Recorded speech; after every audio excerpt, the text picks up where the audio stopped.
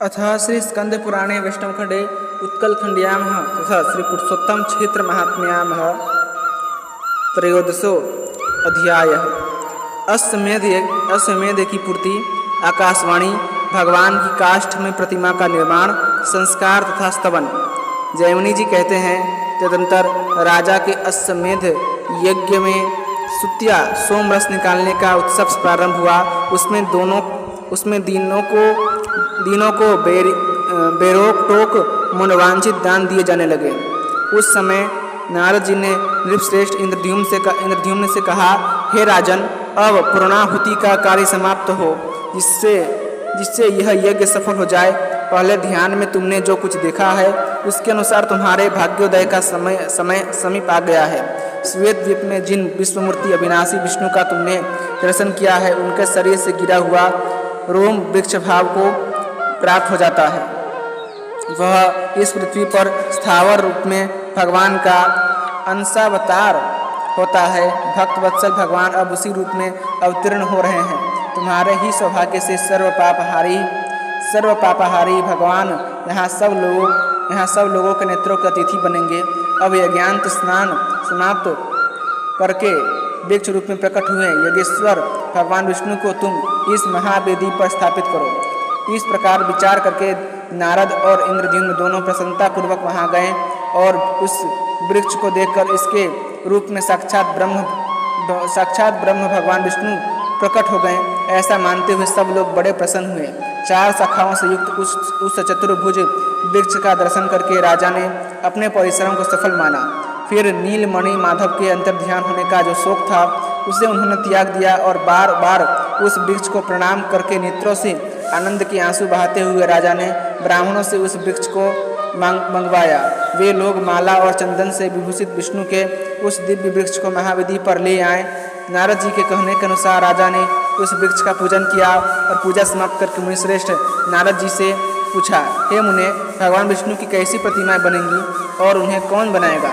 नारद जी ने उत्तर दिया, हे राजन, भगवान की लीला सब लोगों से परे है, उसे कौन जान सकता है। इस प्रकार बातचीत हो ही रही थी कि उस पर से आकाशवाणी सुनाई दी। भगवान विष्णु अत्यंत गुप्त रखी हुई महावेदी पर स्वयं अवतीर्ण होंगे। 15 दिनों तक इसे ढक दिया जाए। हाथ में हथियार लेकर उपस्थित हुआ जो यह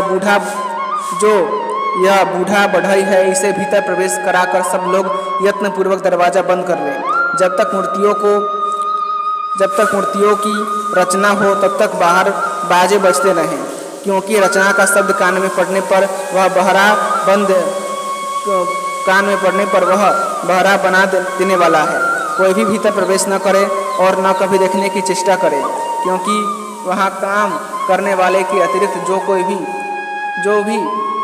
जो भी देखेगा उसके दोनों नेत्र अंधे हो जाएंगे। तत्पश्चात राजा ने जिस प्रकार आकाशवाणी ने कहा था वैसी ही व्यवस्था कर दी।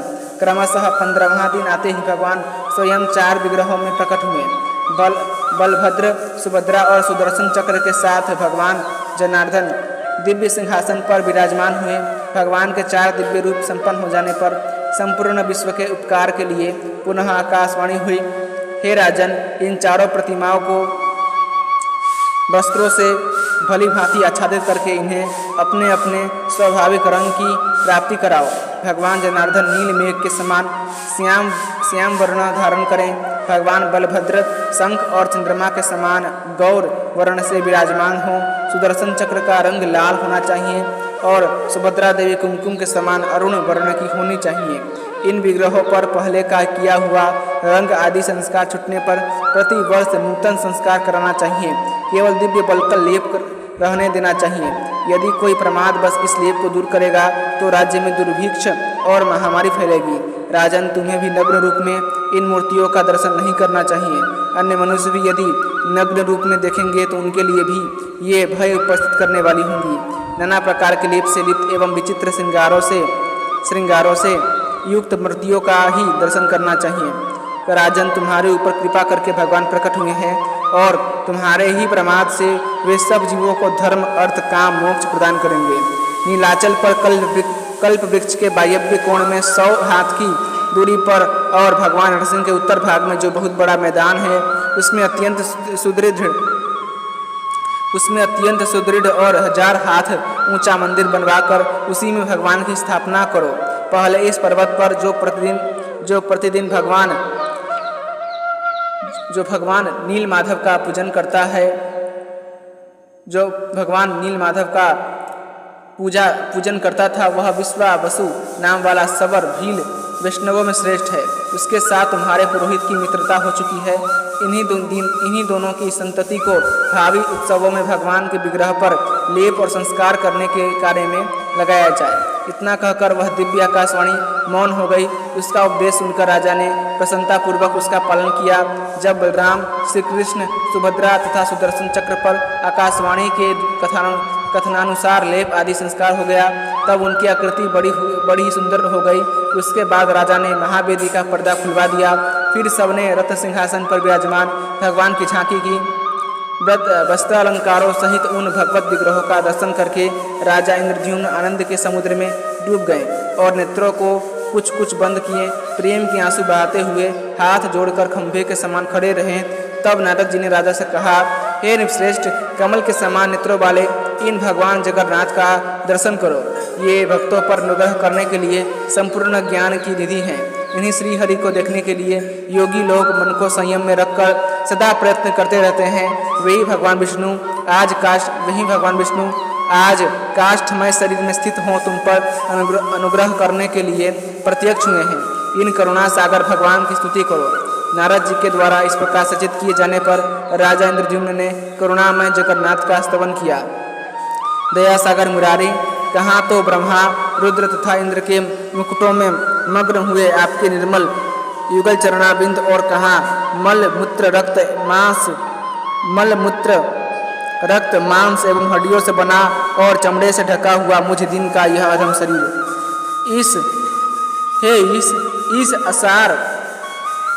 इस असार संसार में भटकते रहने के कारण मैं श्रम से व्याकुल हूँ। भला आपको कैसे जानूं? देव, मैंने कर्मों द्वारा सुख भोगने के लिए जिन विषय भोगों का संग्रह किया, वही परिणाम में मेरे लिए दुख रूप हो गए। अतः मेरे समान दुखी दूसरा कोई नहीं है। प्रभो, यदि मैंने पहले कभी मन से भी आपकी उपासना की होती तो दुख भोगने के लिए बार बार नाना प्रकार के जन्म मुझे क्यों प्राप्त होते? हे मुरारे, क्या आपके चरणाबिंदुओं से दूर रहने का ही यह फल नहीं है? संपूर्ण पृथ्वी के धन से भरा हुआ मेरा खजाना, सेना, मन के अनुकूल सैकड़ों स्त्रियां और निष्कंटक राज्य, यह सब कुछ आपके तत्वज्ञान से शून्य पशु के तुल्य मुझ अधम के लिए बड़ा भारी भार हो रहा है। इसमें सदा कष्ट ही प्राप्त हुआ करता है। दीनों पर दया करने वाले प्रभु, आपके स्मरण करने मात्र से ही जीव की मुक्ति होती है। इस संसार में आपके सिवा मेरा कोई बंधु नहीं है। मेरी बुद्धि आपके चरणाबिंदुओं से कभी अलग न हो। आप सच्चिदानंदमय परिपूर्ण सिंधु हैं, जो सहस्त्रों जन्मों का भाग्योदय होने पर आपको पा गए हैं। वे क्या कभी लेस मात्र सुख और अनंत दुखों से भरे हुए विषय भोग रूपी इंद्रजाल की ओर आंख उठाकर देखते हैं? कहाँ तो जिसमें लेस मात्र सुख और अनंत दुखों की खान रूप सैकड़ों ग्रंथियां हैं, ऐसे कर्मों का अटूट बंधन, और कहाँ अनंत अनादि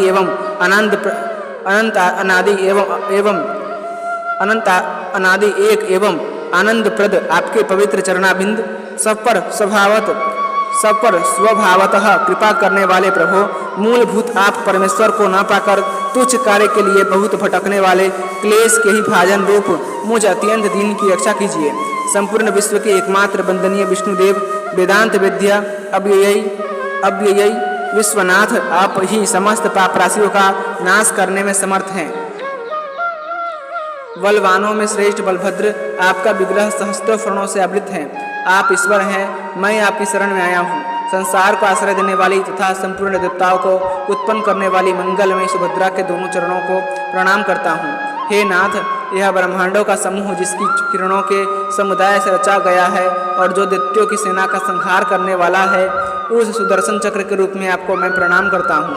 इस प्रकार स्तुति करके श्रेष्ठ राजा इंद्रद्युम्न ने भगवान को साष्टांग प्रणाम किया और कहा, अनाथों के बंधु जगन्नाथ, संसार समुद्र में डूबे हुए मुझ दीन तथा दुख शोक से व्याकुल मनुष्य का आप कृपा पूर्वक उद्धार करें।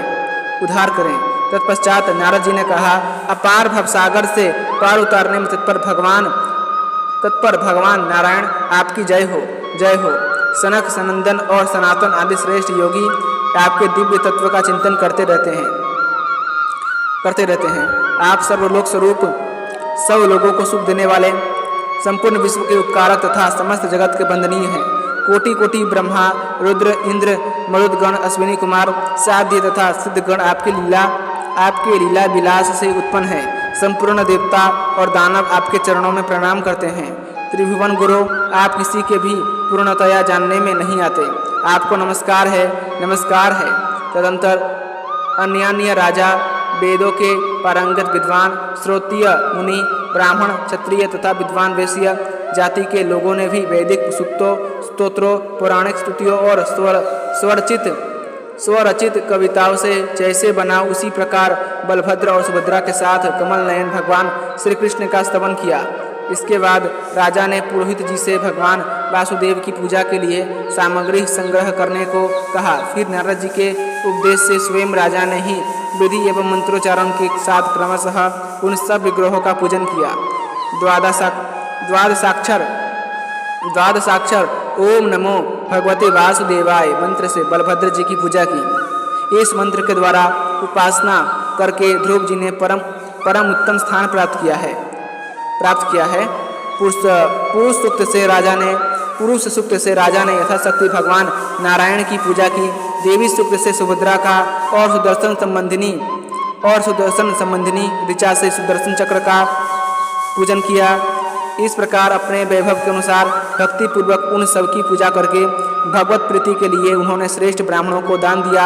इसके बाद राजा ने शुभ समय एवं शुभ नक्षत्र में नारद आदि श्रेष्ठ ब्राह्मणों की पूजा करके स्वस्ति वाचन कराया और जगन्नाथ जी का स्मरण करते हुए वास्तु पूजन पूर्वक शिल्पी का भी पूजन किया। भगवान विष्णु के उस काष्ठमय अवतार को देखकर कृतार्थ एवं पाप रहित हुए राजाओं को इंद्रद्युम्न ने बड़े आदर के साथ विदा किया। अथ श्री स्कंद पुराणे वैष्णव खंडे उत्कल खंडयामः तथा श्री पुरुषोत्तम क्षेत्र महात्म्यामः त्रयोदशो अध्याय संपूर्णम। इसी के साथ श्री स्कंद पुराण के वैष्णव खंड के उत्कल खंड के जिसे पुरुषोत्तम क्षेत्र महात्म्य कहते हैं उसका 13वां अध्याय समाप्त हुआ। यदि आपको भगवान विष्णु की ये कथाएं पसंद आती हैं तो कृपया करके वीडियो को लाइक करें, चैनल को सब्सक्राइब करें और अपने दोस्तों के साथ अवश्य शेयर कीजिएगा। धन्यवाद। जय श्रीमन नारायण।